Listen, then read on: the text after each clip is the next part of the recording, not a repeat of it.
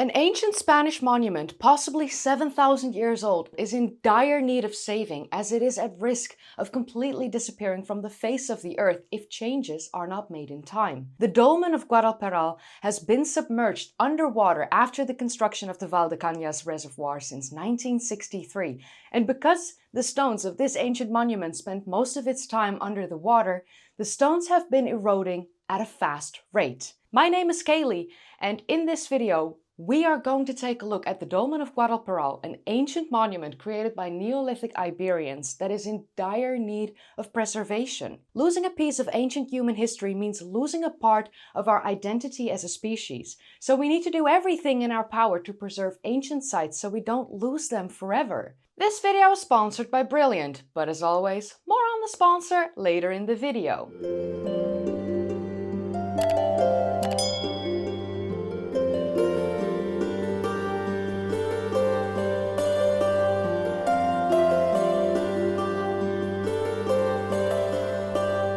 The treasure of Guadalperal, the Spanish Stonehenge, the Dolmen of Gaudalperal. There are many names for this unique monument in the province of Cáceres in the autonomous community of Extremadura, in the country of Spain. In 1926, during a research and excavation campaign led by German archaeologist Hugo Obermeier, the Dolmen of Gaudalperal was first discovered. He carried out excavations and a thorough investigation, and he partially restored and reconstructed the ancient site as well. Obermeier passed away in 1946, and after his death, the German archaeologist couple George and Vera Leisner took charge in compiling all of the documentation that was scattered between the University of Freiburg and the Alba estate, and they eventually made a scientific publication from these documents, which they published in 1960. Something I've realized while researching history is that the people who changed the world weren't necessarily the people who memorized the most information. They were the people who understood how things worked, how engineering worked, how patterns worked, how systems worked.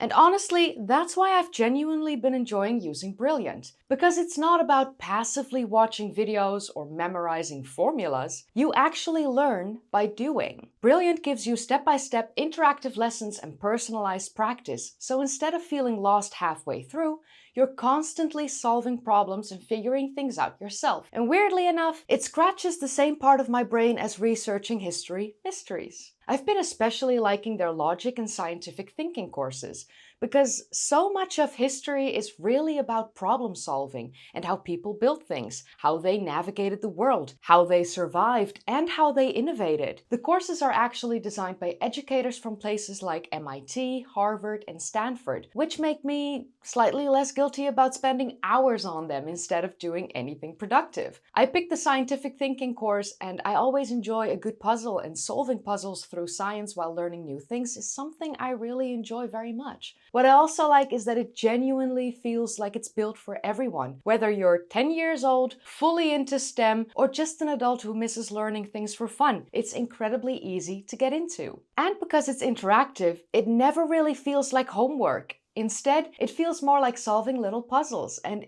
if you want to sharpen your brain, learn math or coding in a way that actually sticks, or simply feed your curiosity a bit more, definitely check out Brilliant. To learn for free on Brilliant for a full 30 days, go to brilliant.org/historywithkaylee, scan the QR code on screen, or click the link in the description. Brilliant is also giving my viewers 20% off of an annual premium subscription, which gives you unlimited daily access to everything on Brilliant. Now, back to the video. So the ancient monument that we see today looks vastly different than it would have looked like in prehistoric times. And the difference of what once was and what we see now is honestly quite staggering. Now the Dolmen of Gaudalperal, but in ancient times, it would have been the Mound of Guadalperal. Many years ago in 2020, I made a video on the Dutch dolmen, where I explained that most dolmen found in Europe are actually the skeletal remains of the burial mounds that they once were. And the Dolmen of Gaudalperal is honestly a great example for this. So let's take a look into the characteristics of this ancient structure and what we know about it. So it is thought that the monument was created by the Neolithic Iberians somewhere between 7,000 and 5,000 years ago, which is quite a broad estimation. But this is because radiocarbon dating wasn't invented yet when Hugo Obermeier carried out his excavations. and it has become impossible to date the site now because of the construction of the Valdecañas reservoir that has submerged the monument for the past 63 years. There are some who believe that it was the Beaker culture who constructed the monument in 3000 BCE, which would make it 5000 years old. But unfortunately, I'm afraid that we never will truly know the origins of this ancient monument. The builders of this monument placed approximately 150 granite megaliths in a vertical arrangement, with an oval-shaped chamber inside of approximately 5 meters in diameter. There was an entrance on the eastern side that led to a passage, which measured 21 meters long and between 1.3 and 1.4 meters wide. This passage led into the chamber in the middle of the monument. The archaeologists found a pillar stone of 2 meters in height at the end of this passage and the entrance of the chamber. This pillar stone had a carving of a serpent and several bowls, and it is believed that these carvings were made as protection or to signify the importance of this sacred monument. Some archaeologists are of the opinion that the serpent carving could signify the Tagus River, as this monument stood near the original flow of this river thousands of years ago, and several studies have noticed the similarities between the meanders of the river and the pattern on this pillar. The latest research on these similarities does truly point to this being the case, and that the carving is of this meandering Tagus River and not of a serpent like previously thought. In ancient times, the chamber and the passage would have been covered by a mound of earth and gravel, in a very similar fashion as we see at the burial mounds in Ireland that I have covered in the past on this channel as well. The Dolmen of Gaudalperal was surrounded by a circular ring that most likely served to uphold the upper mound, possibly due to the sloping of the terrain where this monument is located. When the Dolmen of Gaudalperal was first discovered and documented, the archaeologists figured out that it would have most likely been a burial mound, as it has an internal chamber with a passageway like we see in most burial mounds, but that the monument could possibly have had a second purpose as well, the purpose of a solar temple. And I personally think that this is indeed the case. We see this dual-purpose mound in Ireland quite a bit, and the most famous being Newgrange, which was definitely a burial mound, but once a year on the winter solstice, the sun will shine through the passageway and light up the inner chamber, with the sunlight reaching the inner back wall of this monument. There actually is a possibility that the Guadalperal dolmen had a triple purpose, like we see at the cairns in Carrowkeel, also in Ireland, with alignments to the rising and setting of the sun, as well as the rising and setting of the moon, while containing burials inside the mounds. So we can see that here with the Dolmen of Guadalperal in Spain.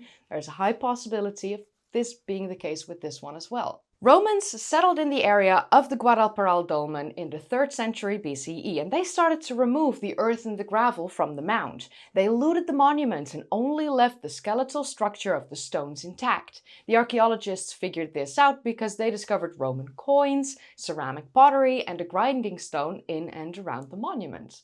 The archaeologists also discovered the Roman city of Augusto Briga on the banks of the river Tagus as well. This city seems to have grown to approximately 2,000 inhabitants before it was abandoned. We don't know why they abandoned the city, and there is no clear indication of when the city was established due to the lack of archaeological research. But when the Romans left the area, the mound of Guadalperal had entirely disappeared, leaving only the standing megaliths and capstones behind, and thus we know the monument in modern times as the Dolmen of Gaudalperal.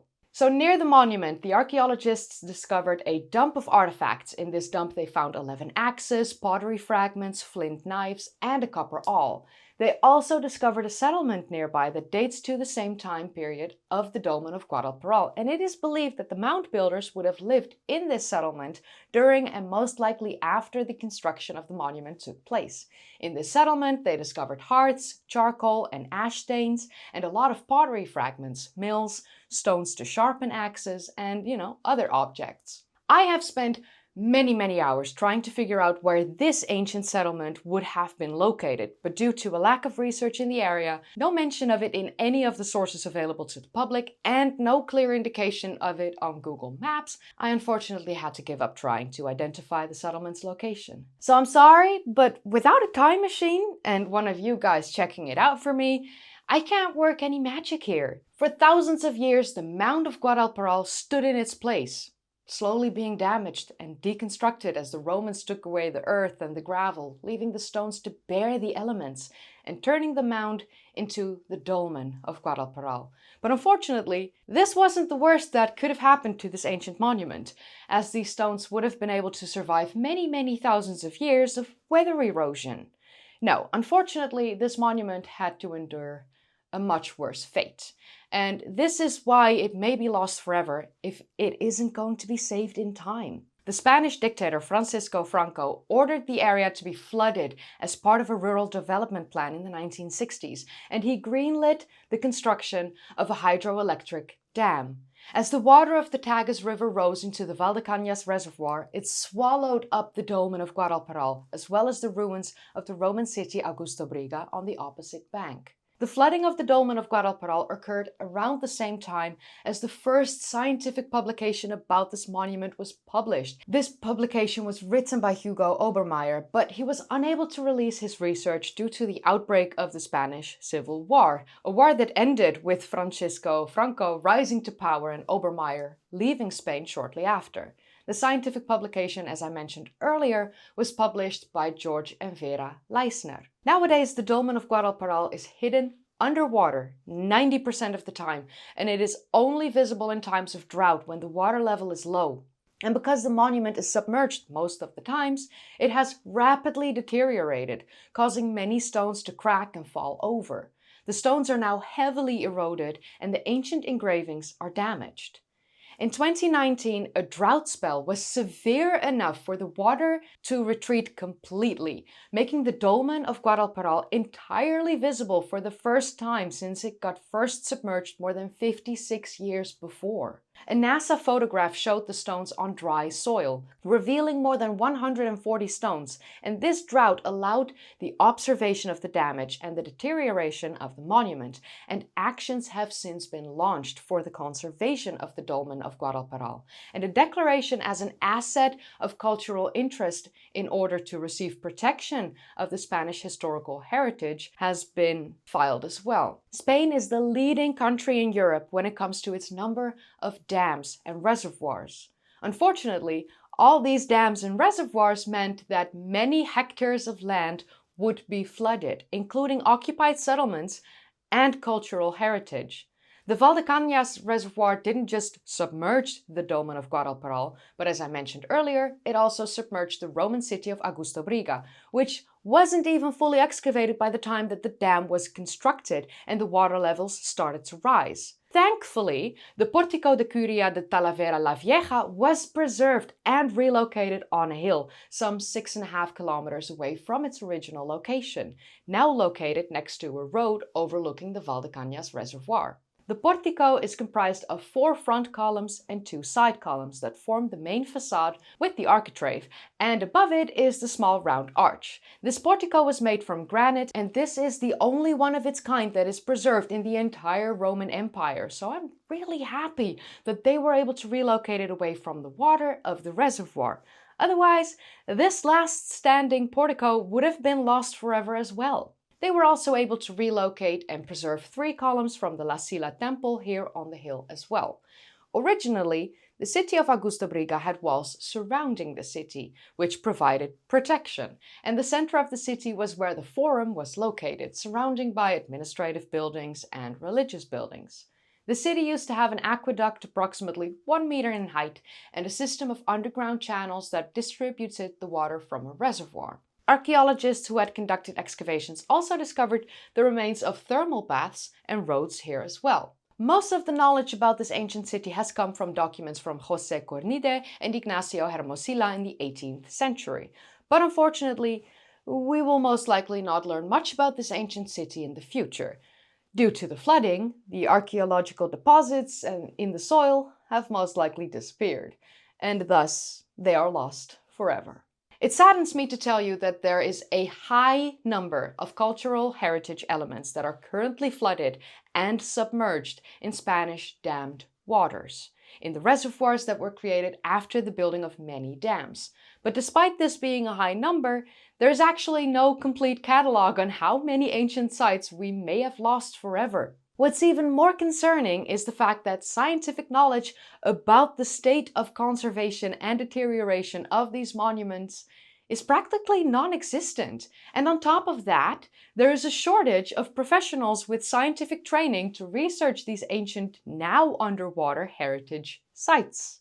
And if all of this wasn't bad enough, these reservoirs are frequently dredged and emptied for repairs of drains and other necessities, which means that the monuments and heritage submerged in these reservoirs become exposed to very sharp and frequent rises and decreases in the water level as a result of those repairs. On top of that, the alternating periods of rainfall and drought, both actually increasingly extreme and more frequent, result in the partial or complete outcropping of cultural heritage elements. The main cause of deterioration of these stones is the salt in the water that crystallizes when it dries, and this process is intensified by wet and dry cycles. The crystallization of salts inside the porous materials, like the stones of the Dolmen of Gaudalperal, leads to their total disintegration and complete loss of material over time. It's been known for quite a while now within the field of heritage science that one of the most important causes of degradation of cultural heritage is the change in the climatic conditions in which they are located. And as we have seen with, for instance, the megalithic temple complex of Mnajdra in Malta, the scientists were able to identify the reason for the deterioration of the stones, which was due to change in the conditions in which these stones stand, like the salty seawater, the sea winds, and acid rains. So at Mnajdra and Hajar Im, the historians made the conscious decision of constructing canopies around the ancient structures to preserve and protect them from these climatic changes and weather elements. I covered this in a video many years ago on my channel when I made a deep dive into the Mnajdra temple complex. We'll have to do an updated video because I have so much footage now from that temple. You'll see. Preservation of ancient sites can be done right, like we have seen in Egypt when the Aswan Dam was constructed. They relocated the Great Temple of Ramses II and the smaller temples to Nefertari and Hathor, so they wouldn't become submerged under the water to preserve these ancient structures and protect them from the elements. Unfortunately, as you can imagine, the weather is most likely going to increase in extremes and frequency. If we want to preserve and protect cultural heritage like the Dolmen of Gaudalperal, we need to relocate it in a period of drought. This way the stones become submerged once more, and therefore the rapid state of deterioration will be slowed down, giving people hopefully enough time to figure out the next step in preservation, which could possibly be the construction of a canopy to protect the monument from salty winds and acid rains.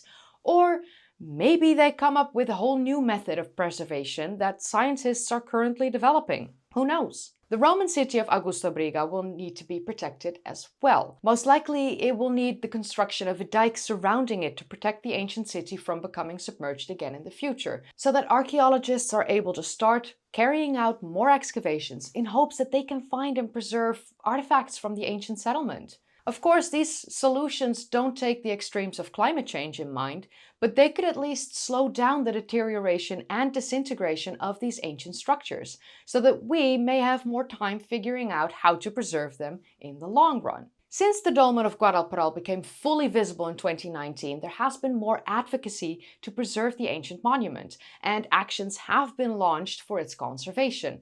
The Raíces de Paraleda Association is requesting its recovery from the appreciable deterioration, which is positive news. But all we can do now is hope that they will take action in time and that it won't be too late. It would be such a shame to lose this piece of our ancient history forever. But that leaves me with asking you, what do you think of the Dolmen of Guadalperal? What do you think of the Roman city of Augusta Briga, the construction of the dam creating the Valdecañas reservoir, and the fact that we might lose these two ancient structures, like this ancient settlement and this ancient structure forever? Let me know in the comments down below. If you enjoyed watching, then don't forget to give it a thumbs up, subscribe if you'd like to see more of these kind of videos, and click that bell icon if you want to be notified whenever I upload. If you haven't seen my previous videos yet, then click the card in the upper right corner, or click one of the links in the description down below, or click a video in the end card. I would also like to say a massive thank you to my patrons and my channel members. Thank you so much for supporting me, truly means the world to me.